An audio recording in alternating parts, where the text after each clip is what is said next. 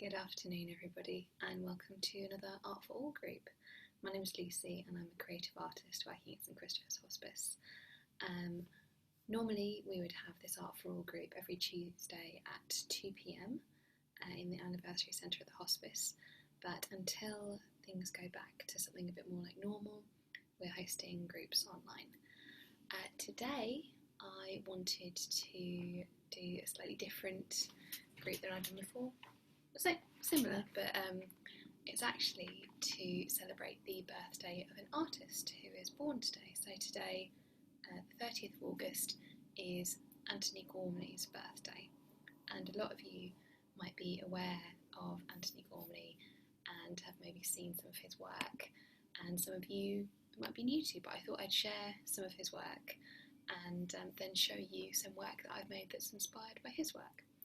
So I'll just share my screen. I have a lovely PowerPoint that I will, and then I'm going to go full screen. So a lot of you will know this piece of work. This is the Angel of the North that you can see when you're driving up the M6, and to show that you've reached the north of England, and it's made of iron.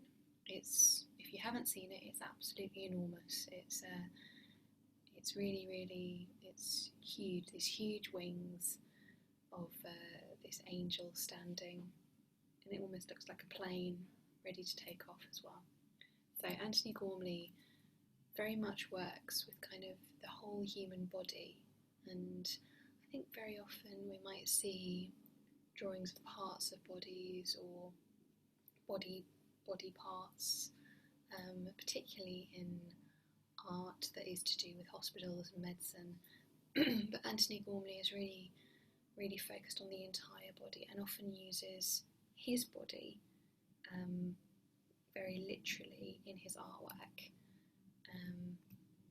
As you can see, this piece of work, these are 100 cast iron statues that are on the beach near Liverpool, and they're all looking out to sea, and they're cast from Antony Gormley's body. So his wife, who's also an artist, his assistant, helped cast these bodies, and these bodies, they kind of, you can go up to them when the tide is out, and they're starting to be covered in barnacles. They're all made of cast iron, so they're kind of a reddy, rusty colour, and they're being weathered away by the sea and the air and the salt.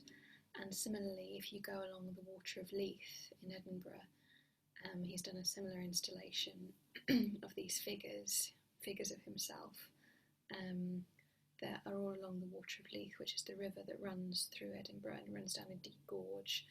And some of these figures, when the water gets above a certain level, so that they don't get broken by the water, they automatically tip over, and then they tip back up when the water levels go down, or perhaps they have to be tipped back up by someone, I'm not quite sure. But if you go along the Water of Leith, you'll see them there. And he also put some of these figures on tops of buildings in London, and so that the figures become part of the skyline as well. Are they architecture? Are they sculpture? Are they portraits, self-portraits? Yeah, so again, the figure is very much something that Antony Gormley plays with and abstracts it in different ways, and in lots and lots of different sculptures. So here on the left, you can see this is actually a long tunnel, but kind of in the shape of almost like a Lego person going down that you can walk through. And when you look back, it might even be a little difficult to turn around, but when you look back, there's all this light shining through the tunnel. And here, over on the right, this is another abstracted human form. Some of you might have been to see, there was a retrospective of his work at the Royal Academy last year. And this was part of it. So this is maybe a little bit hard to see, and actually it is really hard to see when you're close up. This is kind of a figure that's abstracted, but kind of almost like curled up into a space in the Royal Academy. It's made of metal, and you have to get into it, you have to almost kind of crouch down, go inside, but it's kind of this figure that's kind of curled up, and you go in through a leg and then you go out through, I think, a knee, another knee, but you get into this central space, and it looks like this, and there are these different windows coming in, and you suddenly go from very dark to very light, and you have to mind your head different places. There's one exit in and out, but it's almost like a cave or a church or something very, very old, but actually it's very, very new. And you're in with this, you become inside the body that Antony Gormley's created. And these are also part of that exhibition. They're kind of, these are sort of pendulums that hang from the ceiling. I think the title's something to do with fruit, but they're kind of hanging these kind of things, the same material that the bodies are made out of. And this is called British Field, and I think it's a redoing of one of Antony Gormley's works from the 1990s, which was made in China by people. So these were figures that were made not by Antony Gormley, they were made by lots and lots of Chinese men, women, children, lots of workers in a particular clay working area. And I think there was uproar at the time that Antony Gormley was appropriating these works that were made by other people, and now I think it's maybe more common in art. We think about Ai Weiwei, had all these sunflower seeds made by artisans in China, and talking about mass production and the studio of an artist, and what is the work? Is it the actual physical act of sculpting the clay, or is it the idea? And and what does it mean to actually have I would imagine, fairly low paid workers making your artwork? But you also see there are all these figures, and there's more than 200,000 of them. They've been growing since 1992, 1991. And these are all shaped by all different hands, all these little figures, all these kind of little tiny, are they humans? They remind me a little bit of Morph as well, the plasticine character. So these tiny little bodies. And I also wanted to highlight that I think we often think of Antony Gormley as just being a sculptor, but actually he's described that drawing is something that he does every day. So he describes it as a creative wellspring for him, a meditative daily activity, and his dedication to the practice is evident. Every idea that you witness in his sculpture, you come to realise has first been explored in pencil.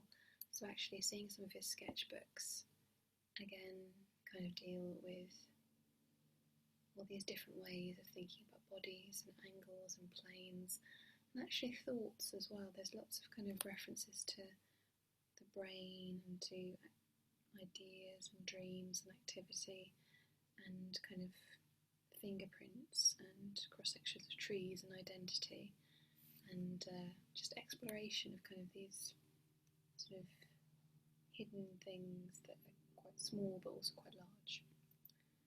And he's also been doing a diary of lockdown, so remaking some of his work in his studio.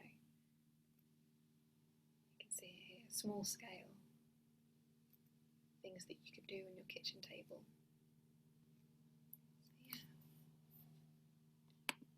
So inspired by Antony Gormley, I decided to make, and this is something you could very easily have a go at as well. For the first piece I made, you just need a pen and a pencil.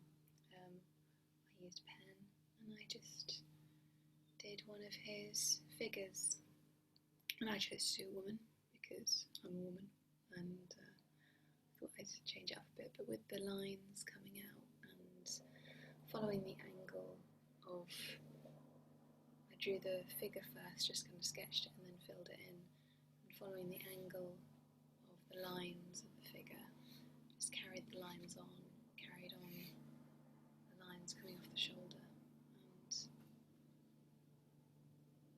yeah, there's that. If you happen to have clay or plasticine at home, you might want to make one of the little figures from the field, and this is very, very, very, very easy to do.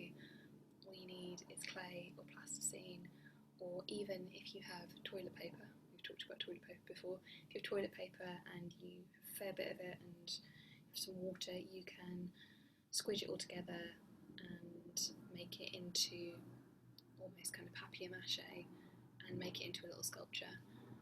Put 2 little eye holes in there and you have one of these little figures from the field, and you could make loads and loads of these.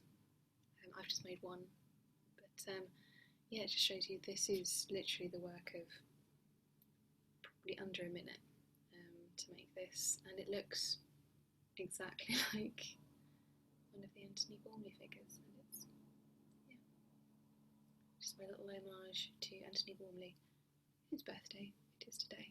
So I hope that all's going well for all of you at home, and I look forward to seeing you again next week. So thank you very much for joining today.